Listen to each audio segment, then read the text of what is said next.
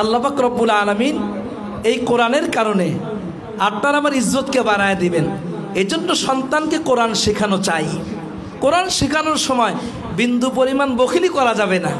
আমরা কোরআন শিখাই আমার বাচ্চাকে একজন মহিলার মাধ্যমে, একটাবারও চিন্তা করি না যে এই মহিলার মাধ্যমে কোরআন শিক্ষা দিলাম, এই মহিলার কোরআন শুদ্ধ আছে কিনা। 200 টাকা নিবে, 300 টাকা নিবে, আর একজন হাফেজ সাহেবের মাধ্যমে পড়াইলে 2000 টাকা তাকে দিতে হবে।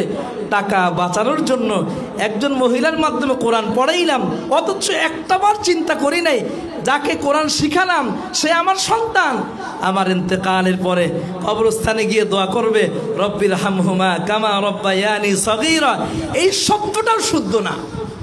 ইলিয়াস সাহেব রহমতুল্লাহি আলাইহি কবরস্থানে গিয়ে তিনি দোয়া করতেছিলেন মাইয়িতের সাথে।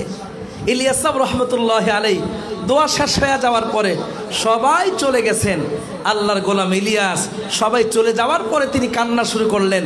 এবার মুসল্লিরা সাথীরা বলে, হযরত আপ এইসে কেউ রোতে, আপনি এইভাবে কেন কান্না করেন? যেই লোক মারা গেছে এই লোকের সাথে আপনার সম্পর্ক কি? হযরত ইলিয়াস বললেন, খোদা কি কসম, আল্লাহর কসম করে বলি, যেই লোকটা মারা গেছে এর সাথে রক্তের কোনো সম্পর্ক নাই। তাহলে হযরত এইসে কেউ রোতে, এইভাবে কেন কান্না করতেছেন? হযরত ইলিয়াস সাহেব বললেন, আমি তো মরা ব্যক্তির জন্য কান্না করি না। সবাই আশ্চর্য হয়ে গেছে, তাহলে কার জন্য আপনি কান্না করেন? এবার হযরত ইলিয়াস চোখের পানি মুছেন আর তিনি বলেন, সওয়াবের আশায় এখানে আমরা 3 বার সূরা ইখলাসের তিলাওয়াত করেছি, সওয়াব হবে। কিন্তু আমি এই সূরার তিলাওয়াত যখন শুনলাম, সূরার তিলাওয়াত শোনার পরে আমি বুঝতে পারলাম সূরা ফাতিহার তিলাওয়াত হয়েছে, সূরা ইখলাসের তিলাওয়াত হয়েছে। এই তিলাওয়াতের দ্বারা আমরা অনেকেই আশা করেছি 3 বার কোরআন পড়লে 1 বার কোরআন খতমের সওয়াব হবে। এই আশা নিয়ে আমরা কোরআন তিলাওয়াত করেছিলাম, কিন্তু আমি কোরআনের তিলাওয়াত শুনে দেখলাম সওয়াব তো দূরের কথা, গুনাহই গুনাহ হয়েছে। সূরা ইখলাস যারা তিলাওয়াত করেছে তাদের প্রত্যেকের তিলাওয়াত অশুদ্ধ। এখন আমি চিন্তায় পড়ে গেলাম, হায় মালিক, এখন যদি আমার কাছে আজরাইল আসে আর আমার ইন্তেকাল হয়ে যায়, আল্লাহ যদি আমাকে জিজ্ঞাসা করে, ইলিয়াস তোমার এলাকার মানুষের সূরা ফাতিহা অশুদ্ধ ছিল, তোমার এলাকার মানুষের সূরা ইখলাস অশুদ্ধ ছিল, আমি আল্লাহ পাকের কাছে কি জবাব দিব যে আমার ভাইয়ের কোরআন পড়া অশুদ্ধ, আমার বোনের কোরআন পড়া অশুদ্ধ, আমার সন্তানের কোরআন পড়া অশুদ্ধ? আমি মালিকের কাছে গিয়ে কি জবাব দিব? এই জন্য আমি কাঁদতেছিলাম। মৃত্যু মানুষ যে মারা গেছে তার জন্য না, আপনারা যারা জীবিত আছেন আপনাদের জন্য আজকে আমার এই চোখের পানি, কারণ আপনাদের একজনেরও কোরআনের তিলাওয়াত সহি না। এই সূরা দিয়েই তো আপনি নামাজ পড়বেন, এই সূরা দিয়ে নামাজ পড়লে কিয়ামত পর্যন্ত আমাদের নামাজ কবুল হবে না। এজন্য হযরত ইলিয়াস বললেন, যদি আমাদের কোরআনই শুদ্ধ না হয় নামাজ হবে না। আর নামাজ না হলে তো মরার পরে যে আশা নিয়ে নামাজ পড়েছিলাম, মিফতাহুল জান্নাতিস সালাহ, নামাজ বেহেশতের চাবি, তো এই নামাজ তো আমাকে জাহান্নাম থেকে বাঁচায় জান্নাতে নিতে পারবে না। এজন্য হযরতে ইলিয়াস সাহেব রহমতুল্লাহি আলাইহি কান্না করতেছিলেন। আল্লাহর গোলামের চোখের পানি কবুল হয়ে গেল। ওই মজলিসে যারা ছিল সবাই কোরআন শেখার জন্য আল্লাহর রাস্তা নাম লেখায় দিয়েছে, সুবহানাল্লাহ। এজন্য মুহতারাম হাজিরিন, এই যে কোরআনের এই মাদ্রাসা শুধু এই জন্যই করা হয়েছে যেন আমরা আমাদের কোরআনকে শুদ্ধ করতে পারি, আমরা যেন আমাদের নামাজকে সহি করতে পারি। আমাদের ইন্তেকালের পরে আমাদের সন্তানেরা কবরের সামনে গিয়ে দাঁড়ায়া আমার জন্য সূরা ইয়াসিনের তিলাওয়াত করবে, আমার জন্য সূরা রহমানের তিলাওয়াত করবে। আমাদের ইন্তেকালের পরে আল্লাহ পাকের কাছে দোয়া করবে, রব্বির হামহুমা কামা রব্বায়ানি সগীরা। এজন্য মুহতারাম হাজিরিন, আল্লাহ পাকের কাছে কিছু পাওয়ার জন্য, যদি আল্লাহ পাকের কাছে কিছু পাইতে চাই, তাহলে আপনাকে আমাকে যত কাজ করব আমাদের তরিকা সহি হইতে হবে। সেই কোরআনকে শুদ্ধ করবার জন্যে আমাদের ছাত্র অনেকে মিলে সুন্দর একটা কোরআনের বাগান সাজিয়েছেন। এখন এই কোরআনের বাগানকে ধরে রাখা আপনার আমার জিম্মাদারি। এর পদ্ধতি হবে 3টা। 1 নম্বরে প্রত্যেক নামাজের পরে এই মাদ্রাসার জন্য দোয়া করা।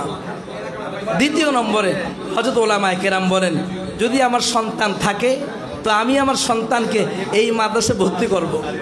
কারণ আমার সন্তান যখন মাদ্রাসা আসবে কোরআনওয়ালা হবে, তো কোরআনওয়ালা সন্তান বাবার ইন্তেকালের পরে কোরআনওয়ালা সন্তান বাবার ইন্তেকালের পরে প্রত্যেক দিন সূরা ইয়াসিন পড়ে তিলাওয়াত করবে, নামাজের পরে তিলাওয়াত করবে, ওকে বলতে হবে না। আর যদি কোরআনওয়ালা সন্তান না হয় তাহলে কপাল ভালো হলে বৎসরে একদিন আমাদের জন্য দোয়া হবে 2-4 বছর, যদি বাবার টাকা থাকে। আর বাবার টাকা না থাকলে 2-1 বছর পরেই ভুলে যাবেন। এজন্য সন্তানদেরকে কোরআনওয়ালা বানানো চাই, সন্তানদেরকে সহি কোরআন শেখানো চাই। আল্লাহ পাক রব্বুল আলামিন আমরা যারা কোরআন শিখতে পারি নাই, আল্লাহ যেন আমাদেরকে কোরআনওয়ালার বাবা হওয়ার তৌফিক দান করে, আমিন। যেই কথাটা আপনাদেরকে বলতেছিলাম, ইমামে শাফি যিনি একজন কোরআনওয়ালা ছিলেন, হযরত ইমামে শাফি, তিনি পীর মুরিদের কাজ করতেন এবং কোরআন হাদিসও তিনি পড়াইতেন। রাত্রেবেলা যখন দাওয়াতের কাজ শেষ করে ঘরে আসতেন, ঘরে এসেই তার 2টা ছোট্ট ছোট্ট ঘর ছিল। এক ঘরে মা থাকতেন, আর এক ঘরে তিনি নিজে থাকতেন, ছোট্ট ছোট্ট 2টা কামরা। প্রথমেই তিনি নিজের ঘরে ঢুকতেন না, এসে নিজের মায়ের ঘরে প্রবেশ করতেন। এরপরে মাকে জিজ্ঞাসা করতেন, মা রাতের খাবার হয়েছে? একদিন হঠাৎ করে মা পরীক্ষা করবার জন্যে খাবার খান নাই, তিনি চোখ বন্ধ করে আছেন।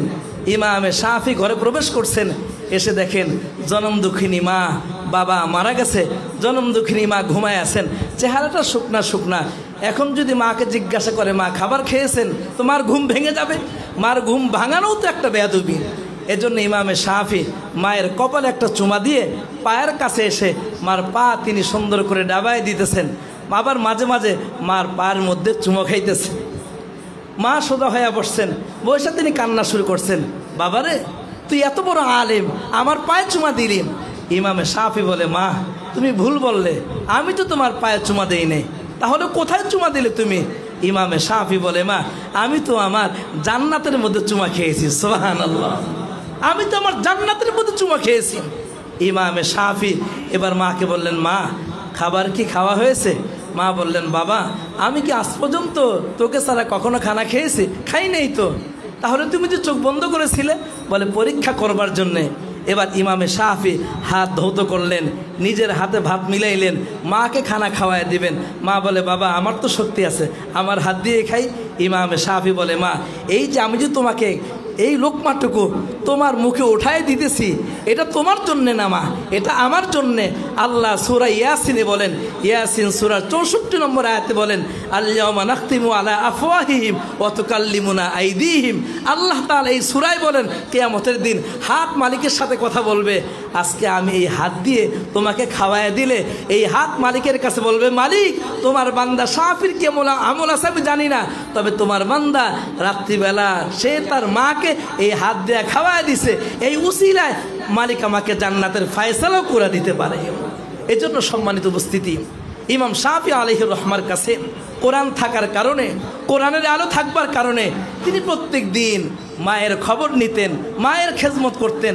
আজও আপনি আমি যদি কোরআন শিখতে পারি, সন্তানটাকে কোরআনওয়ালা বানাইতে পারে, তাহলে সন্তানের নামে আমাদের কাছেই তো আপনারা বলেন, হুজুর সন্তানটা কিছুদিন যাবত আমার সাথে কথা বলে না, 1 বছর হয়ে যায় কথা বলে না, আমাকে ঠিকমতো খাবারও দেয় না।